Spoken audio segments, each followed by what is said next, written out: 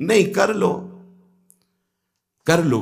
तुम्हें 50-100 वर्ष मिले, पाखंड कर लो, दंभ कर लो, नाटक कर लो, जो चाहो एकत्रित कर लो। दुनिया का एक कबाड़ है। जब छूटने का समय आएगा तब तुम्हें पता चलेगा। मन पछतई है अवसर बीते। समय था तो प्रायश्चित नहीं किया अपने पाखंड का, दंभ का, पाप का। कल चर्चा हुई थी, दो नहीं रख के यहां से जाना चाहिए, एक ऋण और दूसरा पाप, नहीं तो तुम्हारे को आना पड़ेगा, दुर्गति हो जाएगी। किसी का एक पैसे का, एक वस्तु का उधार ऋण नहीं होना चाहिए जीवन में। और कोई भी पाप अब हमको साथ लेके नहीं जाना। अगर भूल से हो गए हैं तो हम उनका यहां प्रायश्चित करेंगे, अंदर से जलेंगे और संत महात्माओं से पूछेंगे इस पाप का हम क्या दंड स्वीकार करें, कौन सा प्रायश्चित करें। वो जो आदेश करें बिना किसी प्रश्न के, संशय के, उसे स्वीकार कर लो, पाप नष्ट हो जाएगा। पाप और ऋण ये अपने जीवन में नहीं होना चाहिए। पर पाखंड, दंभ ये केवल पाप कराता है। भोले भाले भूले हुए जीव प्राणी वो जानते नहीं हैं कि किसे सत्य अध्यात्म कहते हैं। बस भूल में और भूल बटोरते घूम रहे हैं। कहीं कुछ भी तुम्हें मांगने की जरूरत नहीं, किसी के आगे हाथ पसारने की जरूरत नहीं कि आशीर्वाद दे दीजिए। हमारी प्रार्थना मान लीजिए।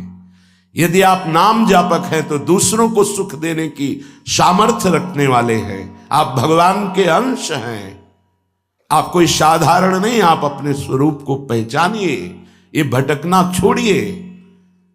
आप परम स्वतंत्र भगवान के अंश हैं, आप परम स्वतंत्र हैं।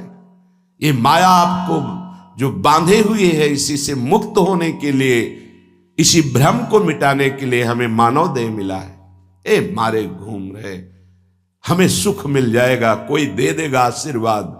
अरे आशीर्वाद भगवान ने दे दिया तुम्हें, तुम भगवान के अंश हो, तुम्हें मानव दे दिया, तुम्हें बुद्धि दे दी, विवेक दे दिया। इससे तुम सुखी नहीं हो पा रहे तो किसी के आशीर्वाद से क्या सुखी हो जाओगे। आशीर्वाद भी वही लागू होता है जो सत्कर्मी होता है, जो पाप नाशक अनुष्ठान किए हुए उसी के ऊपर आशीर्वाद जाता है।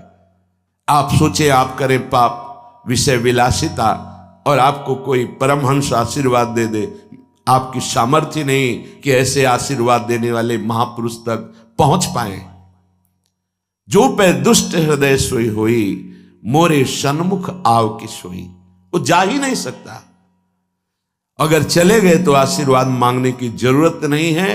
वो बात मिल जाएगी जो तुम्हें दूसरों को आशीर्वाद देने की सामर्थ्य प्रदान कर देगी। अपने लोग भगवान को भी आशीर्वाद देते हैं, अपने लोग महारानी जी को आशीर्वाद देते हैं। उन्हीं के नाम बल से, उन्हीं के चरण आश्रय बल से, लाडली जो थारो अविचल रहो जो सुहाग। आपका सुहाग अविचल रहे, आप दोनों ऐसे सुखी रहे। जब हम अपने आराध्य देव श्यामा से हमको आशीर्वाद दे सकते हैं, फिर और कौन बचा। तो किसके बल से? उनके नाम बल से, उनकी आराधना के बल से। क्या आप नाम जप नहीं कर सकते? क्या आप आराधना करके ऐसे समर्थ नहीं बन सकते? समर्थ वही है जिसका हाथ फैलाना मिट जाए, किसी से भी नहीं। आपके पास नाम है, आपके पास मंत्र है, उपासना है, आप समर्थ हैं, पर आप अपनी वस्तु को पहचान ही नहीं रहे। नाम जप में रुचि नहीं, सतमार्ग सत्क्रियाएं ये रुचि नहीं, तो कहीं भी भाग के चले जाओ, दुख ही मिलेगा, अशांति मिलेगी, चिंता मिलेगी, आशीर्वाद नहीं मिलेगा। वो देगा भी तो लगेगा नहीं, क्योंकि हृदय में हमारे अंदर पात्रता नहीं आ रही। पात्रता नाम जप से आती। मान लो प्रार्थना, कुछ समझ में आवे या ना आवे, राधा राधा राधा। श्रीपाद कह रहे हैं न राधा प्रियो नापि वृंदावनम और नैव वृंदानि तत्प्रेम भाजाम। प्रेम भाजाम, जो प्रेम पात्र बन चुके हैं, जिनके हृदय में वृंदावन प्रकाशित हो चुका है, प्रिया प्रीतम खेल रहे हैं, ऐसे महापुरुषों का संग नहीं, वृंदावन का आश्रय वास नहीं और प्रिया प्रीतम की उपासना नहीं, तो तुम्हारा जीवन धिक्कार, किस काम का जीवन। ये बच्चे पैदा करना, सोना, खाना, पीना, रहना, जीना, ये तो सुअर कुत्ता भी कर रहे हैं। देव दुर्लभ मनुष्य देह कही गई, बड़े भाग मानुष तन पावा, सुर दुर्लभ सद ग्रंथन गावा, दुर्लभो मानुषो देहो। बड़ी महिमा किस बात की? भगवत प्राप्ति की, जीवन मुक्त होने के लिए, भजन रूपी धन कमाने के लिए। यदि भजन नहीं, ज्ञान नहीं, भक्ति नहीं, वैराग्य नहीं, तो फिर पशु से बढ़कर के तुम नहीं हुए, पशु से नीचे ही हुए। क्योंकि पशु तो अपने कर्मों का भोग भोग कर ऊपर उठ रहे हैं, तुम सबसे ऊपर आकर अब ऐसे कर्म कर रहे हो कि नीची योनियों को जाओगे। श्रीपाद कह रहे हैं, कोई भी आराधना किए बिना प्रभु की सुखी नहीं हो सकता, चाहे वो ब्रह्मा के पद में ही क्यों ना हो।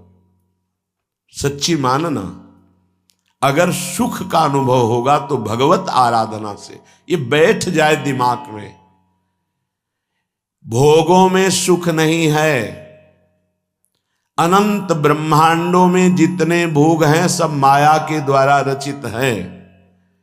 अगर वो सुखद भोग लग सकता है तो प्रभु को अर्पित करने के बाद, प्रभु से जुड़ने के बाद, प्रभु की दृष्टि पड़ने के बाद, जैसे ऐसे हम पाते हैं तो अन्न है, लेकिन जब प्रभु को अर्पित करते हैं तो प्रसाद हो जाता है, और प्रसाद पाप का नाश करके हृदय में प्रसन्नता प्रकट करता है। प्रसन्नता ही भगवद आनंद की तरफ आगे बढ़ाती है। समझ में नहीं आ रहा, हम बार बार भटक रहे हैं इन्हीं भोग, इन्हीं सुविधाओं को सुख मान। अगर नाम जप नहीं चल रहा तो समेट लो जितनी सुख सुविधाएं, अंतिम समय हमारी बात याद करना, कुछ तुम्हारे हाथ नहीं लगेगा। अब भी देख लो, कोई 20 का है, कोई 50 का, कोई 40 का, 30 का, इतना समय व्यतीत हो गया, क्या है तुम्हारे पास जो यहां से ले चलोगे? और कौन सी अनुभूति है जिसमें तुम तृप्ति का अनुभव कर रहे हो कि मुझे ये मिला, मैं तृप्त हो गया? कुछ नहीं, जीरो पे जीरो हो। वही वासना, वही मांग, वही चिंता, वही शोक, वही भय, वही कामना। देखो ना, अंदर देखो, संतोष, शांति, निर्भयता, निश्चिंतता, निशोकता, परमानंद एक भी है नहीं। वो बिना भगवत आराधना के नहीं। श्रीपाद कह रहे हैं, हिरण मम राधा नागर चरण, मरणे पिनैव विस्मरतु, तनुरपि न विपत् कोटिषु, जीवन वृंदावनम क्षणम त्यजतु। ये बहुत सुंदर बात मांग रहे हैं, जब मेरे मरने का समय आवे तो हे राधा नागर अर्थात प्रिया प्रीतम, जीवन आपको समर्पित है, तो अंतिम श्वास में आप चूक मत करना। यदि जीते जी मैं आपके योग्य नहीं हुआ, आपने दर्शन नहीं दिए, आप नहीं मिले, चलेगा। क्यों? क्योंकि नाम आपका है ना, नाम के सहारे जी लेंगे हम आपकी लीला गुण गायन करके जी लेंगे, आपके प्रेमी जनों के संग से, आपके चरणारविंद के अनुराग रंग में हम जी लेंगे। पर अंतिम समय आप, बहुत सुंदर बात भक्तों ने मांगा भी है, कह रहे हैं कि अंतिम समय आप मेरे हृदय में स्फुरित हो जाए। जब मैं शरीर छोड़ रहा हूं उस समय केवल प्रिया प्रीतम। निश्चित निश्चित ये हमारा विश्वास, हमारा हृदय इस बात को पक्का करता है कि जैसे भी बने हम लगे रहे हैं जीवन भर प्रभु के चरणों में, तो अंतिम में प्रभु फिर अपनी कृपा विशेष करते हैं। उस उपासक के हृदय में प्रभु स्फुरित हो जाते हैं, स्मरण रूप में या रूप रूप में स्फुरित हो जाते हैं।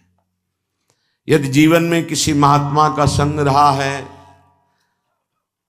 श्री प्रिया प्रीतम की किंचन मात्र आराधना बनी है, धाम आदि भगवत पुरियों का, धामों का तीर्थाटन अवगाहन थोड़ा भी वास हुआ है, वो अंदर से आश्रय प्रभु का रहा है, तो अंतिम समय उसके भगवान पधारते हैं निश्चित।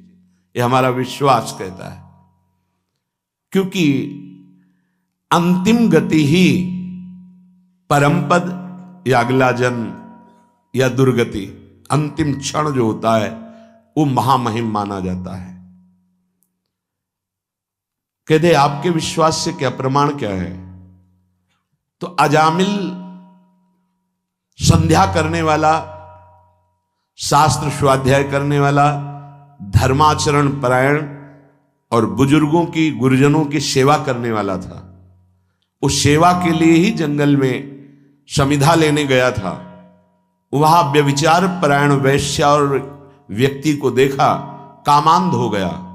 एक दृश्य ने उसे पूरे जीवन को बर्बाद कर दिया। तो अंतिम समय में जब वृद्धावस्था की सीमा चल रही थी कि उस समय संतान का योग था ही नहीं, पर संत जन आए और उन्होंने कहा कि अब जो संतान होगी उसका नाम नारायण रखना। अत्यंत आसक्ति छोटे पुत्र में होने के कारण मरने के समय वो उसे बुला रहा था, नारायण नारायण। तो शायद वो आवाज वहां तक ना पहुंची हो, पर नारायण के पार्षद आ गए और उसको परम पद मिला। ये घटना क्यों घटी? क्योंकि धर्मात्मा था, वो अच्छे आचरण करने वाला था। कुसंग से भ्रष्ट हो गया तो क्या हुआ? हरि ने अंतिम संभाल दिया। तो जो अपने जीवन में प्रयासरत है कि नाम जप करूं, जीवन में प्रयासरत है कि हमसे कोई पापाचरण ना हो जाए, जीवन मेरे जीवन धन प्रभु के लिए है, तो ये हमारा विश्वास है अंतिम उसका बहुत मंगलमय होगा। जो जीवन में मनमानी आचरण करता है, पापाचरण करता है, ढेर सारी वैभव समेट लिया, पर मरोगे तो कुछ साथ नहीं जाएगा। वो अंतिम समय जो तुम्हारी दुर्गति होनी वही तुम्हारे दिमाग में आ जाएगा और तुम उसी को प्राप्त होगे। श्रीपाद मांग रहे हैं प्रियालाल से, हन्मम राधा नागर चरणम मरणे पिनैव विस्मरतु। जीवन भर आपकी आराधना की, अब अंतिम समय जब मेरा मरने का आवे तो हे प्रिया प्रीतम आप स्फुरित हो जाए, आपके चरणारविंद हमारे हृदय में स्फुरित हो जाए।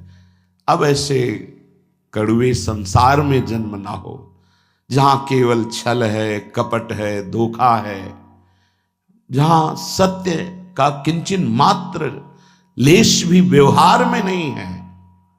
तत्व तो सत्य विराजमान है पर उसका परिचय नहीं। असत माया का खेल चल रहा, नहीं जन्मना ऐसे संसार में।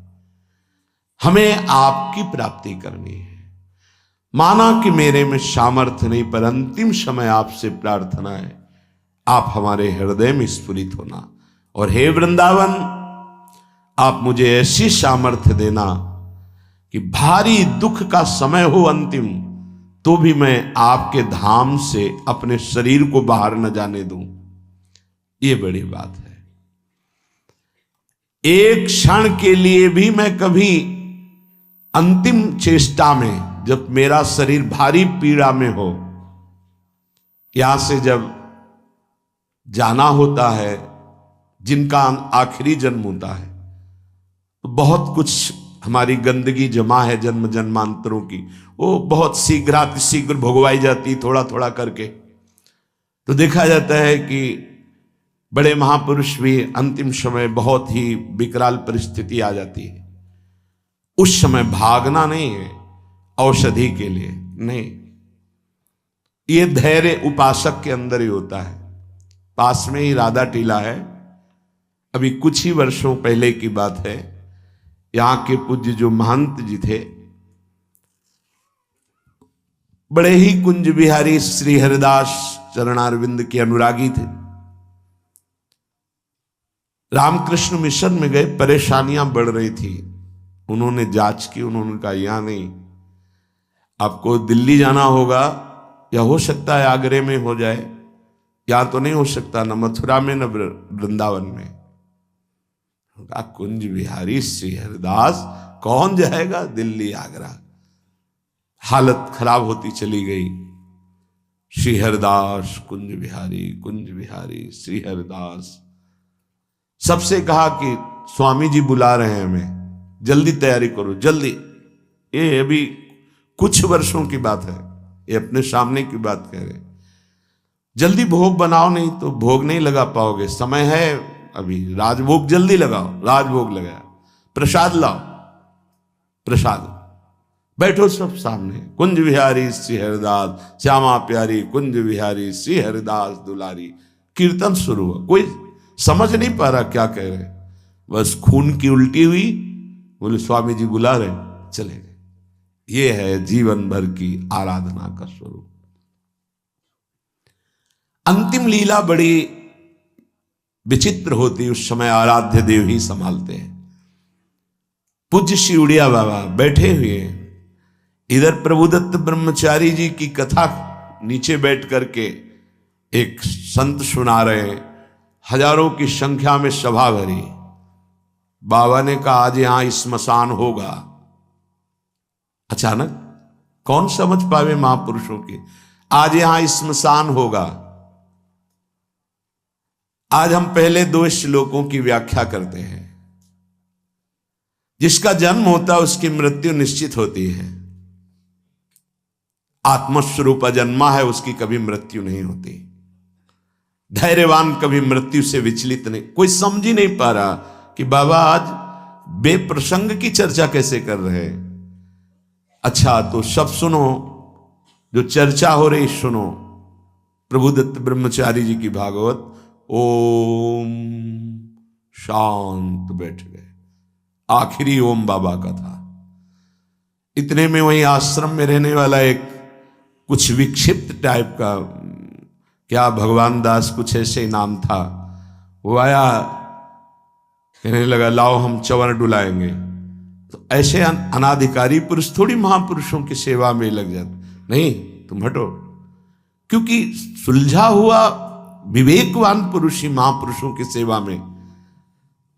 उसको गुस्सा आया, गया तो चारा काटने वाला गड़ासा कहां से कैसे व्यवस्था की। एक था काल पहले से कंबल में ऐसे छुपा के आया, और इतनी रफ्तार से बाबा की चांद पे ऐसे खुले हुए ऐसे मारा 6-6 इंच गड़ासा, और ऐसे फव्वारा जैसे खून के ऐसे उठते।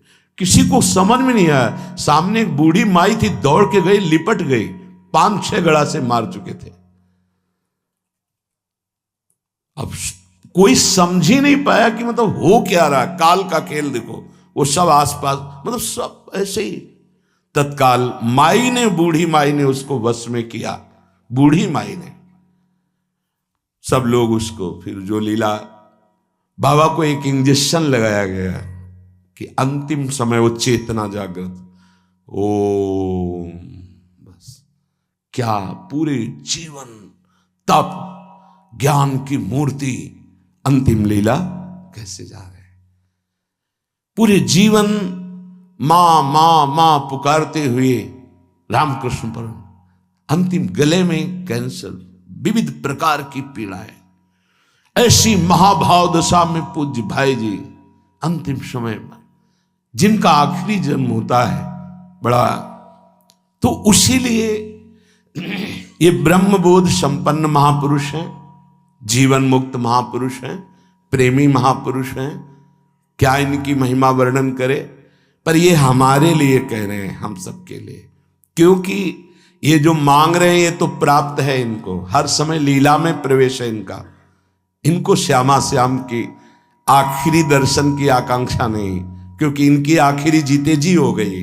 शरीर राग मुक्त भाव दे से अपने प्रिया प्रीतम के पास कोई आवश्यकता इस बात की मांगने की नहीं है। ये अपने लोगों के लिए कह रहे कि हमें प्रार्थना करनी कि मुझे पता नहीं है कब मेरा अंतिम समय हो। हे प्रियालाल, ये हम बहुत बड़े महापुरुष की बात कह रहे हैं जो बहुत साधन परायण थे। काशी में मुझे बहुत आश्चर्य हुआ, ऐसे सब संत महात्मा घेरे हुए हैं, मध्य में वो लेटे हुए हैं। तो उनसे पूछा, स्वामी जी इस समय आपकी गति कहां है? ये चंद्रलोक नहीं, ये तो चंद्रमंडल के अंतर्गत जो चंद्रलोक है, जहां इस सूर्य लोक से भी ऊपर है। सूर्य को क्रॉस कर सके केवल दैवी शक्ति संपन्न जो त्रिगुणातीत हैं, उन महापुरुषों की जो शुद्ध सात्विक शरीर वाले हैं, वो जो देवलोक का अतिक्रमण करके भी आगे बढ़ते हैं। सबसे ऊपर चंद्रलोक है, सूर्य लोक भी नीचे है शास्त्रीय पद्धति के अनुसार। तो उन्होंने कहा चंद्रलोक तक मैं समस्त मंडलों का भेदन करके पहुंच गया हूं, पर ब्रह्म या मोक्ष प्राप्ति तो होश उड़ गए कि ऐसे महापुरुष जो मोक्ष धर्म का ही वर्णन करते रहे वो ऐसा बोल रहे। एक तरह से जैसे कहते हैं ना कि पैरों से धरती खिसक जाना, कि अपने लोग क्या हैं, अंतिम कैसी बात कर रहे हैं। तो उनका स्वामी जी तो क्या परम पद, तो उनका ये तो विश्वनाथ जी की कृपा के अधीन है। बस हृदय एकदम साधन पक्ष से हटकर कृपा पक्ष की मांग करने लगा कि अंतिम समय कह रहे कि आखिरी कैवल्य परम पद ये तो विश्वनाथ जी की कृपा से। समझ लो साधन कितना पहुंचा सकता है। वो महापुरुष कह रहे हैं कि अभी ब्रह्मलोक भी नहीं, जैसे स्वर्गलोक, महालोक, जनलोक, तपलोक, फिर ब्रह्मलोक। तो स्वर्गलोक के ऊपर ही है, क्योंकि स्वर्ग के अधिष्ठात्र ये सब लोकपाल देवता हैं। वरुण जी, सूर्य जी, अग्नि जी, वायु जी, चंद्र जी, ये सब लोकपाल हैं। इनके एक अपने अपने लोक हैं। उन लोकों में इनके आराधक उपासक वहां पहुंचते हैं। तो वो कह रहे हैं कि मैं केवल चंद्रलोक तक पहुंच पाया हूं, उसके ऊपर ब्रह्मलोक वहां भी नहीं गति हुई। और परम कैवल्य पद ये तो विश्वनाथ जी की कृपा से, क्योंकि काशी में शरीर छूट रहा है, जीवन भर उनके नाम पर रहे, तो वो गति उनकी। मेरी गति यहां तक और वो विश्व। तब ये समझ में आया कि आखिरी बात तो कृपा ही है। कि तभी लिखा है ध्यान मूलम गुरु मूर्ति, पूजा मूलम गुरु पदम, मंत्र मूलम गुरु वाक्यम, मोक्ष मूलम गुरु कृपा। महादेव गुरुदेव हैं, श्री जी गुरुदेव हैं, इन्हीं की कृपा से ही मोक्ष मूलम। तभी आजीवन आराधना करते रहते हैं, यही मांग रहे हैं। तनुरपि न विपत कोटिषु जीवन वृंदावनम क्षणम त्यजतु। बाबा को श्री जी लाई थी वृंदावन, उड़िया बाबा को। कई दिन से भूखे थे, एकांत में ब्रह्म चिंतन में बैठे हुए थे, शरीर भूखा था। पहुंच गए लाडली लाल बच्चे के रूप में संध्या काल के बाद। और बाबा मैया ने कहा है कि कोई संत भूखे बैठे हैं, रोटी पाएगा। रात होने वाली इस समय तो रोटी, दूध ले आवे, हाँ ले आओ, साथ में एक रोटी भी, एक ले आओ ले आओ। इतना मृदुल स्वभाव, इतना प्यार, इतने छोटे स्वरूप बच्चे। बाबा आश्चर्यचकित हो रहे थे कि संध्या हो रही, इस समय बच्चे बड़ा ऐसे, पहले कांसे का लोटा चलता, उसमें पका हुआ दूध, एक रोटी पाई, एक और दूध पिया, एक परमानंद की अनुभूति, विशेष उनके हृदय में अद्भुत आनंद। फिर एकदम चिंतन किया कि यहां कौन सा गांव नजदीक है। तो विरक्त महापुरुष उठे, काफी दूर खोजते, एक व्यक्ति मिला, बोले हाँ गांव नजदीक कोई है? बोले 10-10 किलोमीटर आसपास कोई गांव नहीं। अच्छा ठीक है। बैठे एकांत में आकर जो चिंतन किया तो देखा प्रिया प्रीतम। बोले ठीक है, अब आपका बुलावा आ रहा है तो हम आ रहे हैं आजीवन वृंदावन के लिए। देखो अंतिम यही लीलापूर्ण, बड़े करुणा में खींच लेते हैं, आओ खींच लेते हैं, तुम्हारा पवित्र हृदय हो गया है, बहुत तप किया है, आओ मैं तुम्हें परम पद प्रदान करती हूं। बड़े कृपालु श्री प्रियालाल। एक चीज ध्यान रखनी है, तनुरपि न विपत कोटिषु, करोड़ों प्रकार के संकट आ जाए तो भी छोड़ना नहीं, ये अंतिम बन जाएगा। जिनको अखंड वृंदावन वास मिल गया है सावधान होकर सुने, और जिनको नहीं मिला है तो आश्रय ले लें। कई बार चर्चा की, रजरानी चरणामृत साथ है, वृंदावन का आश्रय है, और वाणी जी साथ है, तो जहां शरीर छूटेगा, जैसे भारतीय सैनिक राजकीय विभाग का कहीं भी शरीर छोड़े, भारत